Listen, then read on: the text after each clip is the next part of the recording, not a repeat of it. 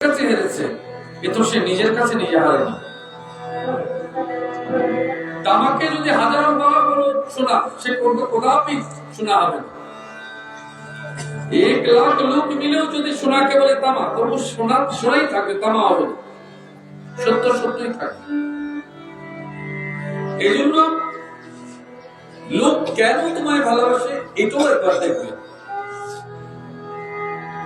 যখন লোক তোমায় ভালোবাসে, প্রশংসা করে, অবশ্যই বিষয়টা খতিয়ে দেখবে কেন করছে, পেছনের উদ্দেশ্যটা কি, এটা অবশ্যই তুমি জানো। এই কারণে সংসারকে যে রূপ তুমি দেখছো, সংসার ঠিক সেরূপ নয়। তুমি যেই পথে চলছো, গতি কিন্তু উল্টো পথে চলছে। দেখবে তো বলে কেন করছেন, আমরা খুব সেলিব্রেট করি জন্মদিন, হ্যাপি বার্থডে। তো জন্মদিনে কিন্তু তুমি ভাবলে এবার আমি খুব আনন্দ করেছি, আমার এত করেছে, এত বছর হয়েছে। বস্তুত জন্মদিনে কিন্তু একটা বছর কমে গেছে, মৃত্যুর দিকে 1 বছর এগিয়ে গেছে, নাকি গতিটা উল্টো হয়নি?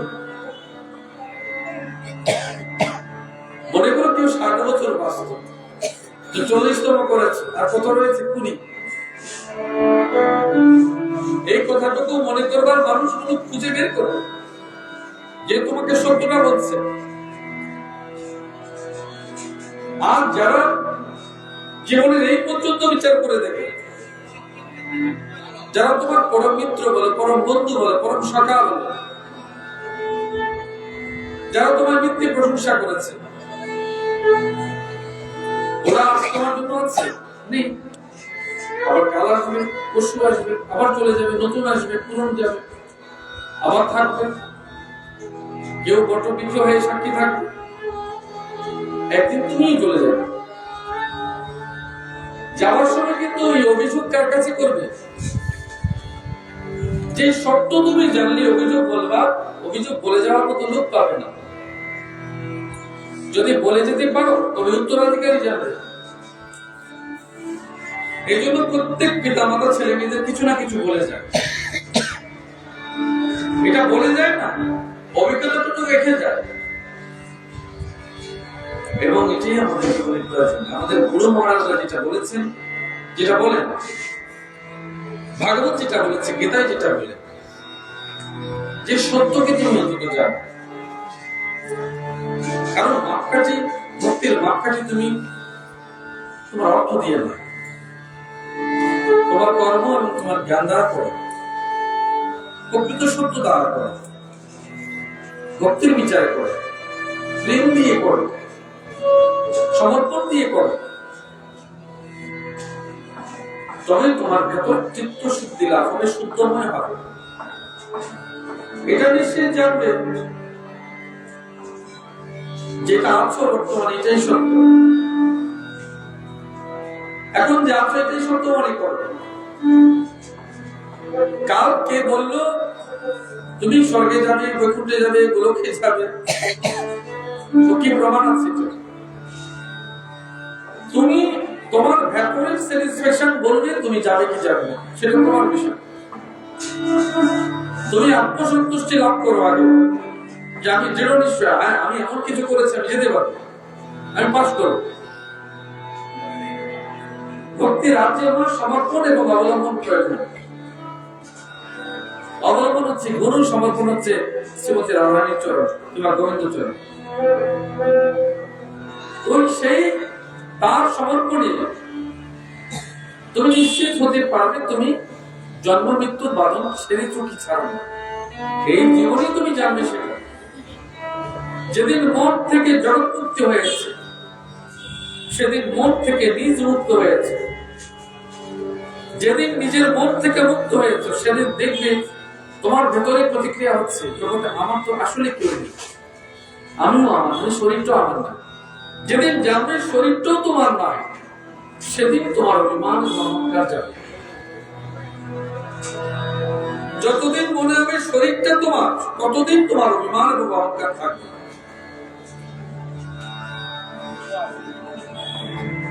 দেখো, ভগবত উপাসনা ভগবানের প্রতি অনন্য ভক্তি জন্মায়। বাসনা। তোমরা আজকে সেবার প্রসাদ নেবে, গোবিন্দের প্রসাদ নেবে, এতে কি ভক্তি বাড়বে? বলে কিভাবে পারে? রোজ সে একই অন্য ঘরেও সেবা করবে, তো এখানেও সেবা করবে। তফাৎ হচ্ছে বড় তফাৎ আছে। তুমি ঘরেও গোবিন্দকে দিয়েছো, এখানেও গোবিন্দকে দেবে, কিন্তু অনেক মানুষের মিলন মেলায় অদ্ভুত সাধু সঙ্গ হয়েছে। এই সাধু সঙ্গ ভগবত প্রাপ্তিতে সহায়তা করে। সাধু সঙ্গ তোমার ভেতরের দোষকে নষ্ট করতে সাহায্য করে।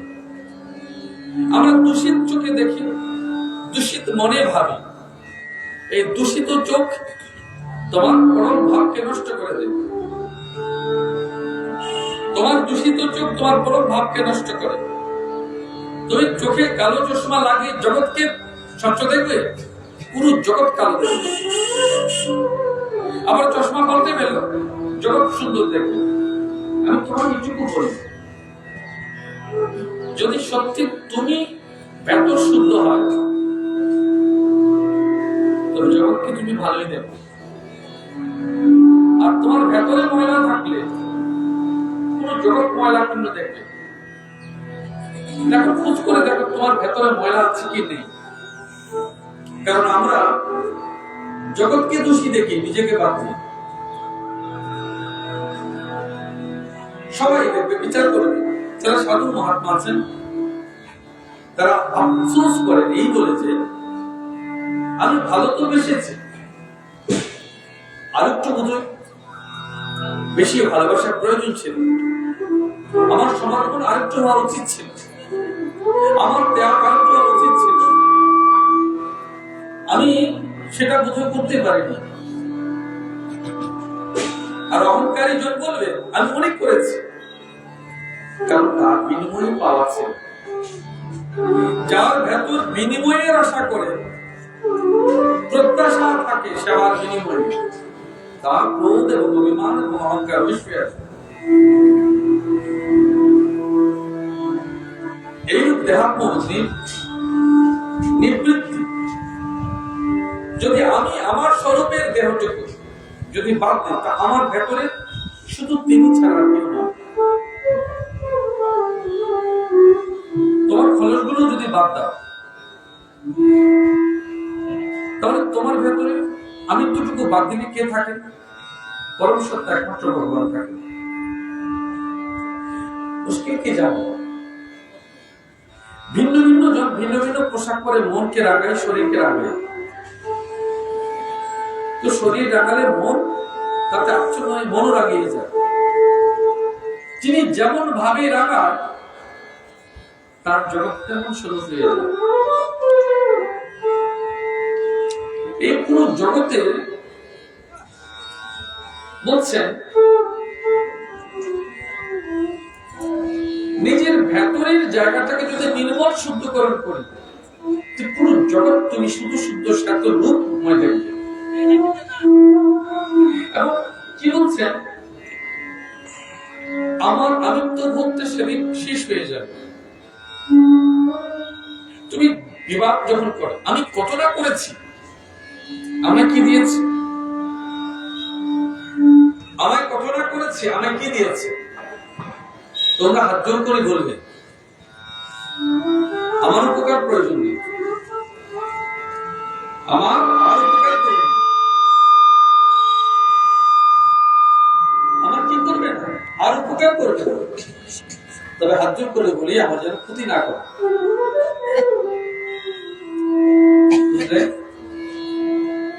বলবে আমার উপকার নাই করে, ক্ষতি নেই, কিন্তু হাত জোর করে বলি আমার ক্ষতি করবে না, ওইটুকু বলে।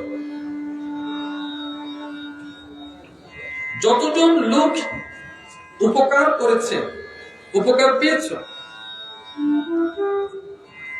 ততজনের পরবর্তী জীবনটাকে বিচার করে দেখবে নিজের জীবন কি সত্যি হয় কি যেভাবে। তাই উপকার করবার পেছনে পুরো শুধু বিষটা লুকিয়ে আছে কিনা খোঁজ করে দেখবে।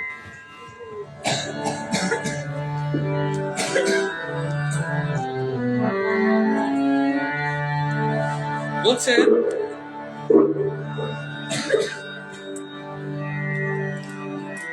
যদি শুদ্ধ সত্যময় হওয়ায় নিরন্তর ভগবত চিন্তনের প্রভাব সঞ্জাত অনন্য ভক্তি থেকে তার বৈরাগ্য সহিত জ্ঞানের উদয় হয়। বিবেক এবং বৈরাগ্য এই শরীর মন প্রাণ এই কোন কোন অংশ থেকে এইসব হচ্ছে?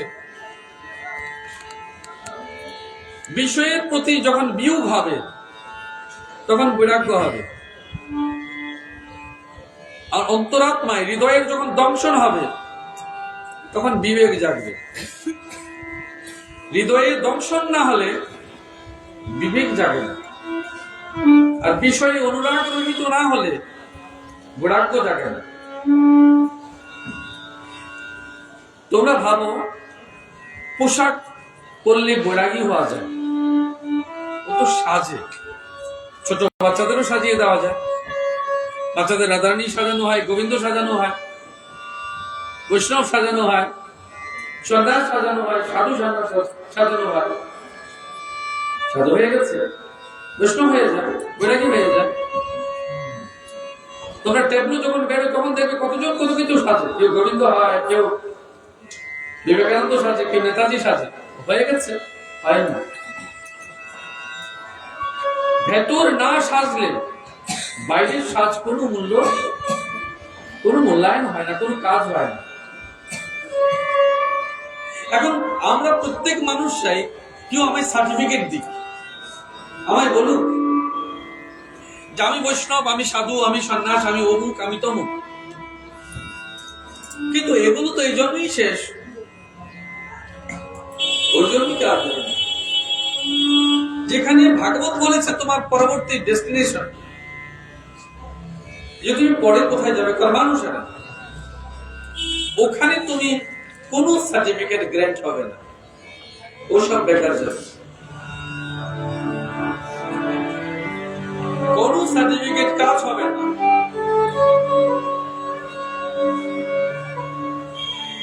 এই জগতে সত্যি জানবে, সবাই তোমায় সান্ত্বনা দিল, তোমার তো মন সান্ত্বনা হয়নি, শান্ত হয়নি। যেদিন বৃদ্ধ পিতা কিংবা মাতা তোমার হাত ধরে বলবে আমি আছি, সেদিন জানবে তুমি তোমার জগতে তুমি আছো এবং তুমি দাঁড়িয়েছো। এইরূপ নিশ্চিত জানবে যেদিন তোমার গুরু হাত ধরে বলবে আমি আছি, ভাবনা নেই, সেদিন নিশ্চিত জানবে তুমি কিছু করেছো, তুমি পার হবে। ভয় নেই, আমি আছি। পিতা যেমন বলেছে ভয় নেই, আমি আছি। মার আশীর্বাদ দিয়ে বলেছে ভয় নেই, আমি আছি। এই সংসার জীবনে তাদের চেয়ে শ্রেষ্ঠ কেউ নেই। ঠিক পরমাত্মিক জীবনে পরম পুরুষার্থ প্রাপ্তির ক্ষেত্রে যেদিন গুরু বলবে ভয় নেই, আমি আছি,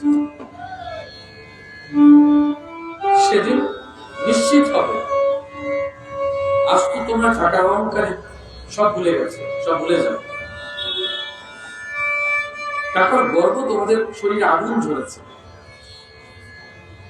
না আত্মীয়, না স্বজন, না জ্ঞাতি, না পরিজন, না তীর্থ, না পর্যটন, না গুরু, না ব্রাহ্মণ, ওই সব তোমাদের কাছে এক বস্তু হয়েছে।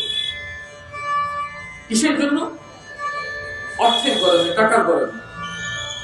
ওটা একদিন শূন্য হয়ে যাবে।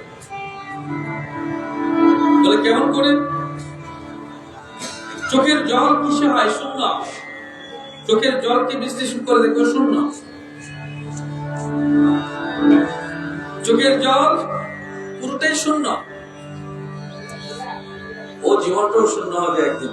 যেদিন চোখের জল শূন্য হবে সেদিন জীবনটাই শূন্য হবে।